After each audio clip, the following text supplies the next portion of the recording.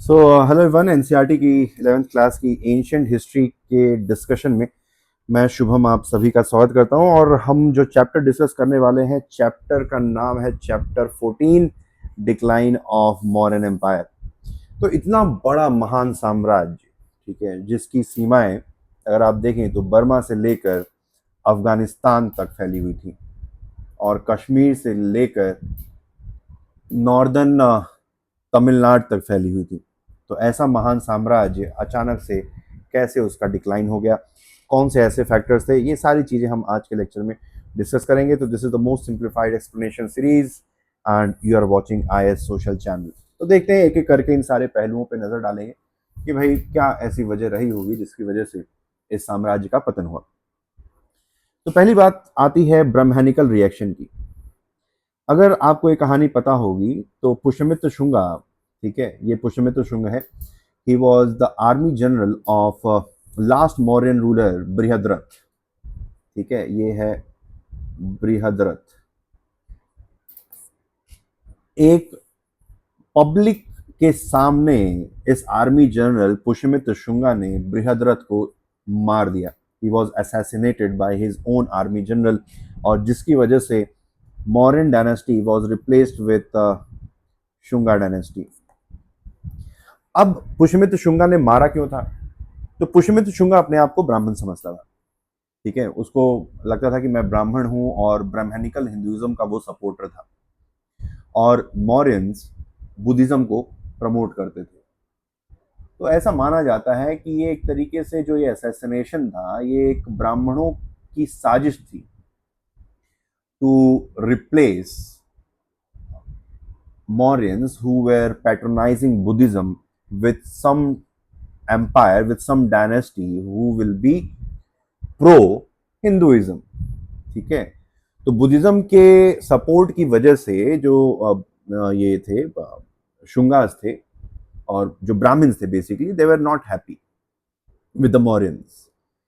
तो ये भी एक बहुत बड़ी वजह मानी जाती है कि ब्राह्मणों के अनहैप्पी होने की वजह से, जो नाखुशी है ब्राह्मणों की मौर्यंस के प्रति, because of their some other allegiance towards Buddhism, इसकी वजह से ब्राह्मण्स खुश नहीं थे। क्योंकि ऑब्वियसली बात है भाई, सब चीज़ जो है ना इकोनॉमी पे आती है, ठीक है, सारा खेल जो है इकोनॉमी पे। तो ब्राह्मणों को लगता था जो दान दक्षिणा मुझे मिलनी चाहिए वो जा रही है बुद्ध मंक्स के पास, ठीक है। तो जब लाइवलीहुड और ऑक्यूपेशन पे अगर कभी भी आंच आती है तो आदमी जो है हाथ में तलवार ले ही लेता है। तो इनके साथ भी यही हुआ। तो ब्राह्मणों ने पुष्यमित्र शुंगा के थ्रू उसको एक तरीके से औजार के रूप में इस्तेमाल करते हुए लास्ट मौर्यन रूलर बृहद्रथ, उसका वध करवाया, और जिसकी वजह से Mauryan dynasty was replaced with Shunga dynasty, ठीक है। ये हुआ 185 बीसी में। और फिर शुंगा डायनेस्टी है वो 185 से लेकर लगभग 72 बीसी तक लगभग चलेगी। तो लगभग 110 वर्ष साल, 110-15 साल तक ये डायनेस्टी आगे शुंगा डायनेस्टी चलेगी, जो मगध के ऊपर पाटलिपुत्रा अपनी राजधानी बनाएगा और मगध से अपना शासन कंटिन्यू रखेगा। अगला है कॉस्ट ऑफ एडमिनिस्ट्रेशन, ठीक है, कॉस्ट ऑफ एडमिनिस्ट्रेशन। तो अगर आप देखेंगे तो मौर्यंस जो है इनके पास बहुत बड़ी सेना थी, ठीक है, और इनके पास बहुत बड़ा ब्यूरोक्रेटिक अपैरेटस था, और इनकी जो है सैलरी जाती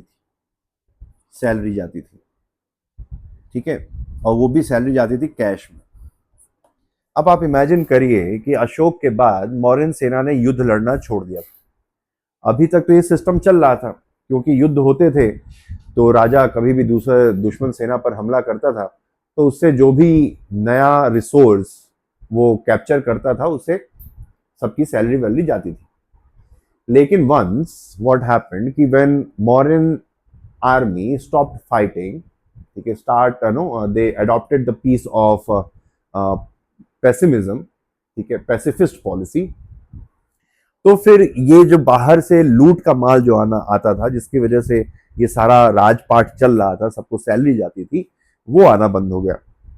और इस वजह से धीरे धीरे एडमिनिस्ट्रेशन को चलाना काफी महंगा होता चला गया, और ये भी एक बहुत बड़ी वजह बनी मॉरन्स के डिक्लाइन की। अगला फैक्टर आता है साइज ऑफ एम्पायर। तो इतना बड़ा एम्पायर, ठीक है, इतना बड़ा एम्पायर चला पाना, ठीक है, एक बहुत ही मुश्किल काम था, वो भी तब जब means of transport and communication were not developed और were in very rudimentary stage.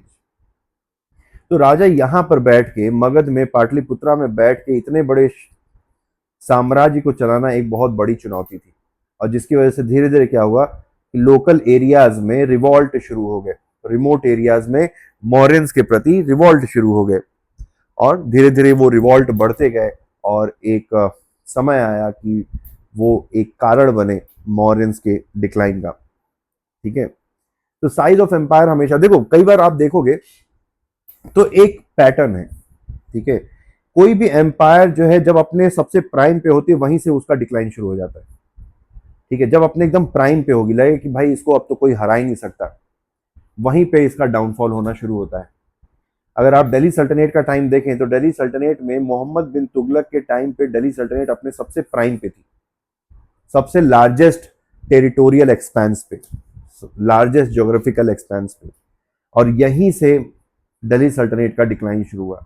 Similarly अगर आप मुगल्स की बात करें तो मुगल्स के केस में भी यही हुआ।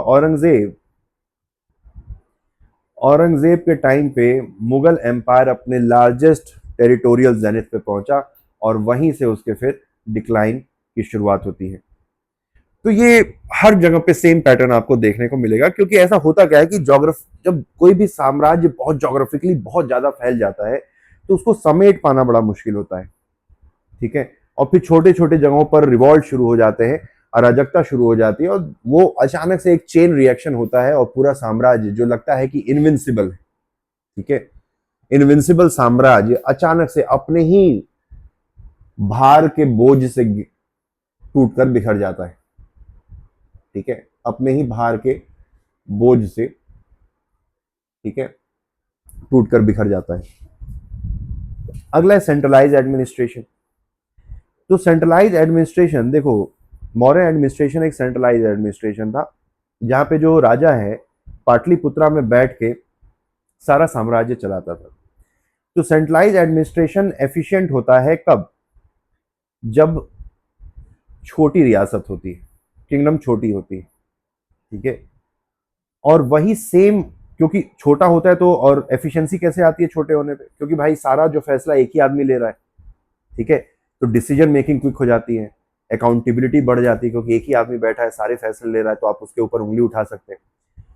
तो जब कोई भी किंगडम या कोई भी कंपनी अगर आप ले लें, जब तक छोटी होती है, अगर उसको सेंट्रलाइज तरीके से उसको चलाया जाए तो एफिशिएंटली काम करती है, क्योंकि सारा डिसीजन अचानक से एक ही आदमी ले रहा है, और इस क्विक डिसीजन मेकिंग होती है, यूनिटी ऑफ कमांड होता है, आप अकाउंटेबिलिटी फिक्स कर सकते हो। लेकिन जब साम्राज्य जब धीरे धीरे जब बड़ा होता जाता है, तो यही एफिशिएंसी का यही जो कारण है, सेंट्रलाइज एडमिनिस्ट्रेशन जो पहले एफिशिएंट तरीके से काम कर रहा था, जो एफिशिएंट तरीके से साम्राज्य को रन करने में मदद कर रहा था, अब वही काउंटर प्रोडक्टिव हो जाता है। ठीक है, अब इमेजिन करो ना कि अब सारे फैसले एक ही आदमी ले रहा है। ठीक है, तो छोटा था तो सारे फैसले वो ले लेता, लेकिन अभी क्या है कि साम्राज्य बहुत बड़ा हो गया, अब एक आदमी के बस की बात नहीं है सारे फैसले ले पाना, लेकिन ले रहा है वही। अब इसकी वजह से क्या होगा? डिसीजन मेकिंग स्लो हो जाएगी। ठीक है, आप इमेजिन करिए कि मान लो कि टाटा कंपनी है, ठीक है, टाटा मोटर्स की बात कर लेते हैं। ठीक है, मान लो टाटा मोटर्स जब तक छोटी है तब तक रतन टाटा उसके सारे फैसले ले सकते थे। ठीक है, रतन टाटा ले सकते थे, लेकिन जब टाटा मोटर बहुत बड़ी कंपनी हो गई, लेकिन फिर भी अभी भी फैसले रतन टाटा ही ले रहे हैं।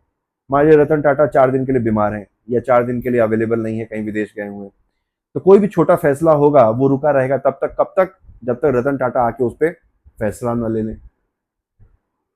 तो यही बात है कि भाई जब तक छोटा होता है तो सेंट्रलाइज एडमिनिस्ट्रेशन छोटे स्केल पे अच्छा काम करता है, लेकिन जैसे ही आप स्केल बड़ा कर दें तो एक आदमी के बस की बात रह नहीं जाती, और इसी वजह से जो रीजन सेंट्रलाइजेशन, जो एफिशिएंसी का रीजन था, वही सेंट्रलाइजेशन इनएफिशिएंसी क्रिएट करने लगता है।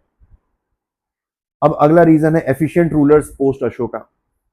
ठीक है, अब देखो अशोक के बाद के जो भी रूलर्स थे वो उतने एफिशिएंट नहीं थे, उतने क्या बोलेंगे, काबिल नहीं थे। ठीक है, और ऊपर से सेंट्रलाइज एडमिनिस्ट्रेशन, तो सेंट्रलाइज एडमिनिस्ट्रेशन में जो टॉप पे आदमी बैठा है ना, उसका महान होना, उसका एफिशिएंट होना, उसका कुशल होना बहुत जरूरी है, क्योंकि सारे फैसले, पूरे साम्राज्य को चलाने का दारोमदार जो है उसी के कंधों पर लदा हुआ है। तो जब तक एफिशिएंट एडमिनिस्ट्रेशन, जब तक काबिल आदमी बैठा होता है सेंट्रलाइज एडमिनिस्ट्रेशन में, तब तक वो अच्छे तरीके से काम करता है।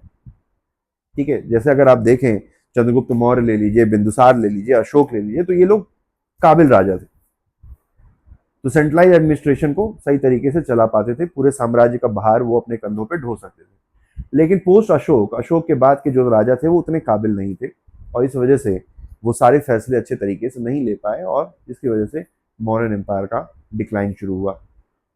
अगला रीजन है फॉरेन इन्वेजन।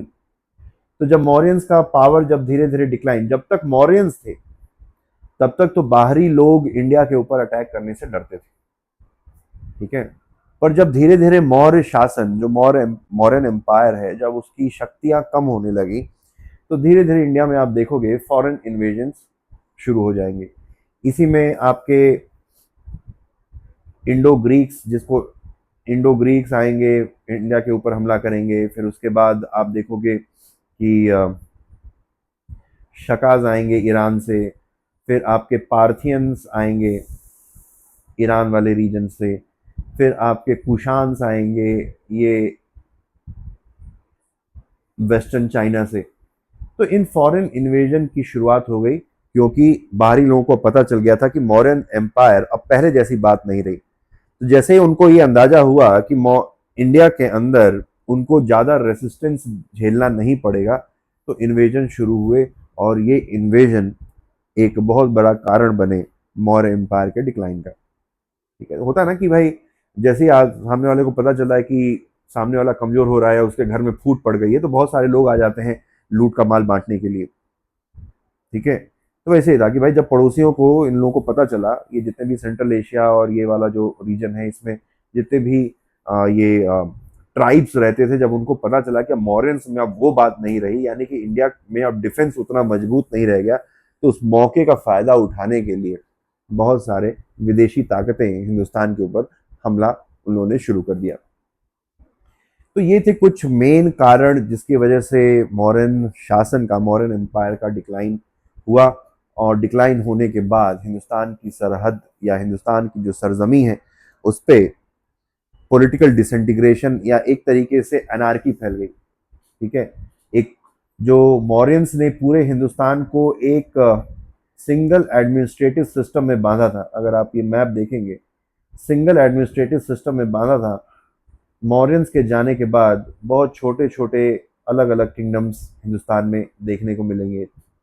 तो decline of Mauryan empire led to political disintegration of India, और लगभग 185 बीसी से लेकर 319 एडी तक इंडिया में कोई बड़ा शासन, कोई बड़ी एम्पायर नहीं आएगी। फिर 319 एडी में जब गुप्ताज आएंगे, तो वापस से पॉलिटिकल यूनिटी इंडिया में आपको देखने को मिलेगी। ठीक है, तो चलिए, ये था मौर्यन एम्पायर के डिक्लाइन की वजह।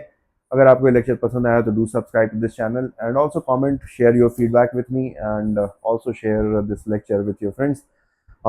बेसिकली मेरा मोटिवेशन जो है आपके लाइक्स और शेयर से ही आता है। तो अगर if you will keep me motivated, I will keep on delivering. Thank you, thanks for watching, have a nice day, all the best.